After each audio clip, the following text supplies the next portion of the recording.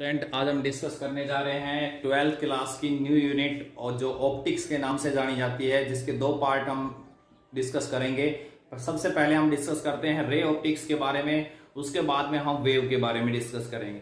तो फिलहाल हम रे ऑप्टिक्स के बारे में डिस्कस करते हैं। तो रे ऑप्टिक्स के अंदर आपके स्टार्टिंग करते हैं आज। तो ये हमारे पास पहला टॉपिक आता है, इसमें रिफ्लेक्शन ऑफ लाइट।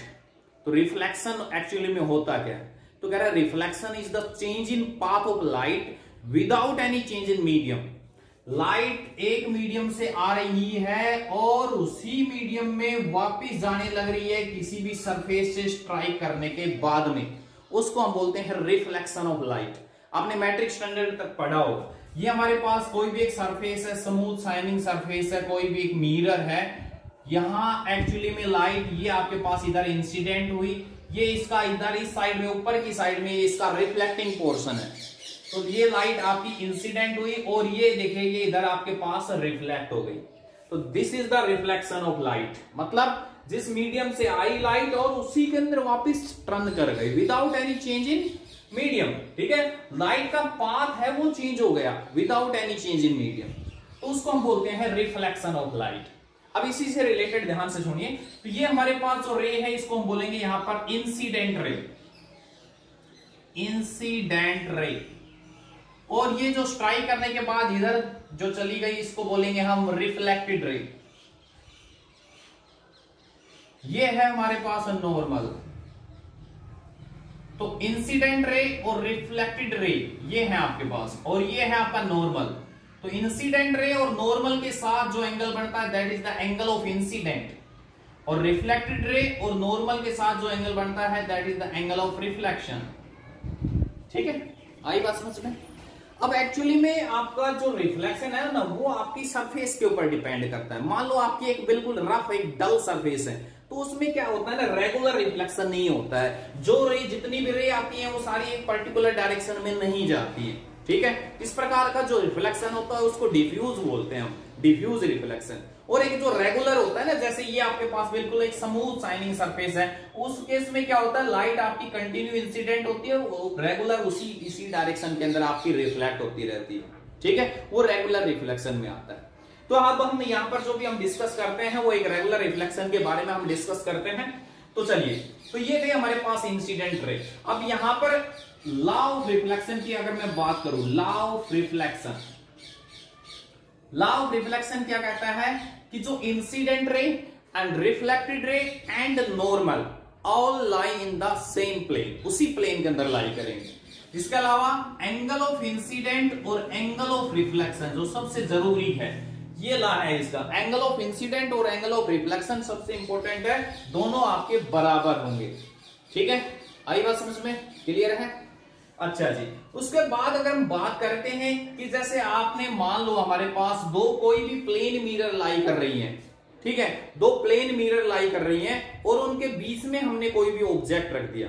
अच्छा, मिरर की बात चल रही थी, तो प्लेन मिरर क्या होती है जिसके अंदर एक ऐसी मिरर, एक्चुअली में मिरर हम हमारे पास यहाँ पर दो टाइप के हम स्टडी करेंगे, कन्वेक्स और कनकेव। इसके अलावा जो प्लेन होती है जिसके अंदर हम अपना रेगुलर फेस देखते हैं अपने घर के अंदर, वो एक प्लेन मिरर होती है। उसमें क्या होता है एक्चुअली में जो साइज होता है वो ही आपको साइज दिखाई देता है।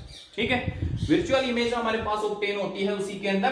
तो यहां पर आपके पास दो टाइप की इमेज आपको मिलेंगी, एक तो रियल होती है, एक वर्चुअल होती है। रियल इमेज वो होती है जो जिसको हम स्क्रीन पे ऑब्टेन कर सके, एक्चुअली में रे जैसे आ रही है वैसे मीट करती हुई आपको दिखाई दे रही है, वो आपके पास होता है रियल इमेज फॉर्मेशन। ठीक है, तो रियल इमेज को हम स्क्रीन पे ऑब्टेन कर सकते हैं, वर्चुअल को नहीं कर सकते। तो यहाँ पर जो प्लेन मिरर होता है, प्लेन मिरर के अंदर हमें एक्चुअल साइज दिखाई देता है आपके पास। ठीक है, जितना भी साइज होता है वो एक्चुअल साइज होता है। चलो, तो अब अगर हमारे पास मान लो कोई भी आपके पास ऑब्जेक्ट प्लेस कर रखा है दो प्लेन मिरर के बीच में कोई भी एंगल थीटा बना के, तो उसमें क्वेश्चन आता है कि कितनी नंबर ऑफ इमेज बनेगी। तो उसके लिए हमारे पास एक फॉर्मूला होगा n = 360/थीटा। ठीक है, थीटा वो एंगल है जो आपने जिस ऑब्जेक्ट को प्लेस कर रखा है, दोनों आपके पास प्लेन मिरर के बीच में आपने ऑब्जेक्ट को प्लेस कर दिया और कितना एंगल बना रहा है वो एंगल आपका थीटा हो गया। ठीक है। तो यहां पर जो नंबर ऑफ इमेज है, यहां पर दो केसेस अराइज होते हैं नंबर ऑफ इमेज का फॉर्मूले के। सबसे पहला हमारे पास केस ये आता है n इक्वल टू 360 और थीटा -1, ठीक है। अब यहां पर मान लो इसकी वैल्यू एक इवन है, मतलब कहने का अर्थ जैसे for example theta is equal to 60 degree, then you know that 360 over theta मतलब 60, इसकी वैल्यू क्या आ रही है हमारे पास, इवन आ रही है। तो अगर ये इवन है तो आपका फॉर्मूला ये होगा, और अगर ये ओड आती है तो उस केस में आपका जो फॉर्मूला है वो ये हो जाएगा, सिंपल ये, ठीक है। तो यहां पर अगर मान लो जैसे एंगल हमारे पास 60 डिग्री बन रहा है, तो नंबर ऑफ इमेजेस कितनी हो जाएंगी यहाँ पर 6 - 1 5 नंबर ऑफ इमेज होंगे, ठीक है। समझ में आई बात। और अगर मान लो हमारे पास एंगल थीटा है 40 degree, so number of images कितनी हो जाएंगे 360 ओवर 49, ठीक है। तो अगर ये हमारे पास इस केस में अगर ओड आने लग रहा है, तो मतलब कहने का अर्थ ये कि आंसर जो नंबर ऑफ इमेजेस जो आपको ऑब्टेन होगी that is only in counting of odd, ठीक है, वो ओड होंगी आपके पास। समझ गए बात को, तो इस चीज का ध्यान रखना। चलिए, तो एक छोटी सी बात और इसी में पूछ ली जाती है कि अगर मैं मिरर को टिल्ट कर देता हूं, थोड़ा सा मिरर को ही बेंड कर देता हूं कोई एंगल थीटा के ऊपर, तो फिर कह रहा है कि जो इंसिडेंट रे और रिफ्लेक्टेड में क्या डिफरेंस होगा, ठीक है। अगर मान लो ये हमारे पास मिरर थी, आपने इसी को टिल्ट कर दिया, थोड़ा सा ऐसे टर्न करके, कैसे भी कर दो, क्लॉकवाइज एंटी क्लॉकवाइज जैसी आपकी मर्जी करती है, ठीक है। तो रिफ्लेक्टेड रे, अगर इंसिडेंट रे आपकी एंगल यहां पर क्या है, ये आई है, ठीक है। अगर हम 2 मिनट के लिए देखना इधर ध्यान से, ये इंसिडेंट हो गई, ये इधर रिफ्लेक्ट हो गई, क्या आपका नॉर्मल हो गया, ये एंगल थीटा बन रहा है इधर, ठीक है। इधर ये एंगल सेम रहेगा थीटा, समझ गए। और ये आपकी मिरर, अब अगर आपने मिरर को ही क्लिक कर दिया, कैसे भी मान लीजिए आप क्लॉकवाइज या एंटी क्लॉकवाइज, ठीक है, तो उस केस में अगर आपने मिरर को एंगल थीटा से रोटेट कर दिया ना, तो जो रिफ्लेक्टेड रे है वो आपकी कितनी हो जाएगी, ट्वाइस ऑफ थीटा टर्न कर जाएगी, ठीक है। कितनी हो जाएगी, ट्वाइस ऑफ थीटा। चलिए, तो अब हम बात कर रहे थे मिरर के ऊपर। तो मिरर क्या है, स्फीयर का एक्चुअली में एक पार्ट होती है मिरर। तो हम डिस्कस करते हैं अब हम मिरर के बारे में। स्फेरिकल मिरर, स्फेरिकल मिरर, देखिए मिरर ये हमारे पास एक स्फीयर हो गया, ठीक है। अगर इसी स्फीयर के मैं 2 पार्ट कर देता हूं, ठीक है, तो यहां पर ये जो पार्ट है, इस पार्ट को हम यहां पर कनकेव मिरर बोलेंगे। एक बात सुनना पहले, मिरर के अंदर 2 पार्ट होते हैं, एक तो होता है रिफ्लेक्टिंग पोर्शन, दूसरा ओपेक, ठीक है। जैसे आपने अपने घर के अंदर मिरर है जिसमें आप अपना फेस देखते हैं, दैट इज प्लेन मिरर, ठीक है। अब उसमें क्या होता है, जिस साइड से आपको फेस दिखाई दे रहा है दैट इज रिफ्लेक्टिंग पोर्शन, और दूसरी साइड में क्या होता है, पेंट किया हुआ होता है, ठीक है, तो वो ओपेक होता है।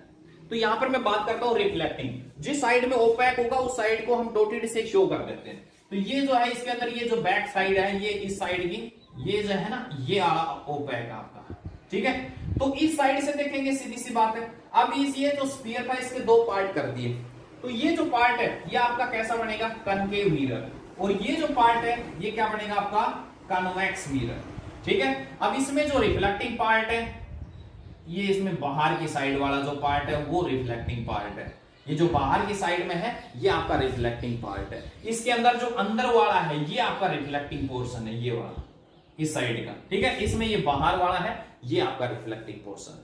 तो कन्वेक्स और कनकेव 2 टाइप की जो मिरर हम यहां पर इस चैप्टर के अंदर पढ़ते हैं, वो एक स्फीयर का ही 2 पार्ट होते हैं, ठीक है। आई बात समझ में, क्लियर है।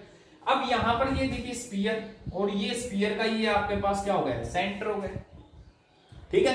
तो जैसे अगर हम बात करते हैं, अब हम फिलहाल कनकेव मिरर की बात कर रहा हूं मैं, तो ये जो आपके पास है, ये जो पॉइंट होगा, ये जो डिस्टेंस होगी, इसको हम यहां पर रेडियस ऑफ कर्वेचर कहेंगे, क्योंकि ये क्या है, एक स्फीयर की रेडियस है, तो यहां पर इसको हम बोलेंगे रेडियस ऑफ कर्वेचर। तो यहां पर हमने 2 टाइप की मिरर पढ़ी, कनकेव और कन्वेक्स, ठीक है। अब फिलहाल हम बात करते हैं एक बार कनकेव से रिलेटेड सारी बातें हम डिस्कस करते हैं कि कहां पर ऑब्जेक्ट होगा, कैसी इमेज बनेगी, वो सारी चीजें अब हम डिस्कस करेंगे। तो देखिए सबसे पहले ये हमारे पास कौन सी मिरर है, ये कनकेव मिरर है, ठीक है। इसका ये साइड, जो इस साइड वाला पार्ट है, ये रिफ्लेक्टिंग है, इस साइड वाला ओपेक है। ठीक है, समझ गए। अब जहां पर इसका अप्रोक्सीमेट, अगर मैं इसको स्फीयर बनाता हूं तो जहां पर इसका सेंटर आएगा वो अप्रोक्सीमेट सेंटर क्या हो जाता है, सेंटर ऑफ कर्वेचर बोलते हैं इसको, सी। ठीक है, समझ गए बात को। और अगर आपकी रे इंसिडेंट हो रही है और वो रे, अब मान लो आपका ऑब्जेक्ट कहीं पर भी लाई करता है, मैंने यहां ले लिया, ये ऑब्जेक्ट ले लिया, ठीक है, ये ऑब्जेक्ट है, इस ऑब्जेक्ट से ये रे इंसिडेंट हुई। अब ये जो रे हमेशा ध्यान रखना, प्रिंसिपल एक्सिस बोलते हैं, इस एक्सिस को क्या बोलेंगे, प्रिंसिपल एक्सिस। और जहां पर मिरर को कट करेगी इसको हम बोलेंगे पोल। जहां पर ये जो रे इंसिडेंट हुई, ये आपके पास यहां पर फोकस से स्ट्राइक करेगी। जो रे प्रिंसिपल एक्सिस के पैरेलल आएगी वो हमेशा फोकस से पास होगी। ठीक है, आई बात समझ में, क्लियर है। चलिए, तो ये आपकी होगी फोकस, क्लियर है। दूसरी रे जो यहां पर पोल से स्ट्राइक करती है, जो रे पोल से स्ट्राइक करती है, वो आपकी जितने एंगल ऑफ इंसिडेंट से इधर इंसिडेंट होती है उतने ही से ही रिफ्लेक्ट होती है। ध्यान देना, इधर ये जो आपके पास है, ये जितने रे जितने एंगल से इंसिडेंट होती है सेम उतने से ही रिफ्लेक्ट होगी। और जो रे होती है सेंटर ऑफ कर्वेचर से पास, ये जैसी आती है वैसी के वैसे वापिस जाती है। क्यों? क्योंकि ये नॉर्मली होती है। जो रे नॉर्मली होती है उसका एंगल ऑफ इंसिडेंट और एंगल ऑफ रिफ्लेक्शन दोनों जीरो होते हैं। ठीक है ना, जो रे नॉर्मली आती है वो सेंटर ऑफ कर्वेचर वाली जो रे होती है बिल्कुल नॉर्मली आती है। तो यहां पर इसके अंदर ये इमेज बन गई आपकी। ठीक है, ये आपका फोकस हो गया यहां पर, समझ गए, क्लियर है। तो यहां पर क्या है, इमेज कैसे और कहां बनेगी, कैसी नेचर की बनेगी, वो डिपेंड करेगा ऑब्जेक्ट की पोजीशन पे। तो ये आपने मैट्रिक स्टैंडर्ड में पढ़ा होगा कि अगर ऑब्जेक्ट की पोजीशन ऑफ ऑब्जेक्ट इधर ले रहा हूं मैं, और ये पोजीशन ऑफ इमेज, और ये लेके चल रहा हूं मैं इधर नेचर, कॉन्केव मिरर के बारे में डिस्कस करता हूं मैं सिर्फ फिलहाल। ठीक है, तो देखिए, अगर ऑब्जेक्ट है हमारा इंफिनिटी पे तो इमेज बनेगी फोकस पे, रियल एंड इनवर्टेड। ठीक है, रियल एंड इनवर्टेड। उसके बाद हम बात करते हैं दूसरा केस, अगर ऑब्जेक्ट हमारा है बियॉन्ड सी, जो फिलहाल मैंने डायग्राम बना रखा है बियॉन्ड सी, तो इमेज बनेगी बिटवीन सी एंड एफ, वही रियल एंड इनवर्टेड। और अगर सी पे है तो सी पे ही इमेज बनेगी रियल एंड इनवर्टेड। और अगर बिटवीन सी एंड एफ है तो आपकी बन जाएगी बियॉन्ड सी।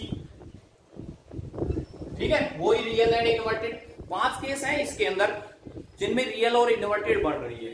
ठीक है, समझ गए बात को, क्लियर है। और अगर फोकस पे है तो इन्फिनिटी पे बनेगी रियल एंड इनवर्टेड।